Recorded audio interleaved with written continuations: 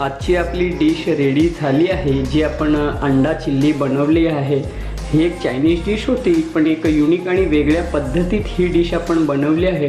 तुम्ही पाहू शकता शिमला मिरची, त्यानंतर कांदा आणि जे काही इन्ग्रेडियंट घातले होते ना, खूप छान असे व्यवस्थित शिजले गेले आहेत। सर्वात अगोदर थोडीशी काळा मिरी पावडर घालतोय, थोडीच घातली आहे कारण जास्त स्पायसी होईल। इथे शेजवान सॉस आहे, शेजवान चटणी ही घालूया 1 वाटी। त्यानंतर इथे रेड चिल्ली सॉस आहे, हा सुद्धा 1 वाटी घेतला आहे। ग्रीन चिल्ली सॉस आहे, हा सुद्धा 1 वाटी घेतला आहे। 1 चम्मच घालूया टोमॅटो केचप आणि फास्ट फ्लेमवर येणार हे व्यवस्थित भाजून घ्यायचं सॉस। तर त्याला एकजीव करतो, थोडंसं पाणी सुद्धा घालणार आहोत आपण। आता या स्टेजवर ना मित्रांनो, इथे पाहू शकता जे आपले अंडे आहेत ना, ते सुद्धा व्यवस्थित असे फ्राय झाले आहेत। तर हे संपूर्ण अंडे घालूया आणि 2 मिनिटं आहे ना व्यवस्थित या जो आपण पाणी घातलाय त्याच्यासोबत मिक्स करून घेऊया। तर सर्वात अगोदर इथे पाहू शकता अंडा घेतला आहे, 1 बाईट अंड्याची घेऊया।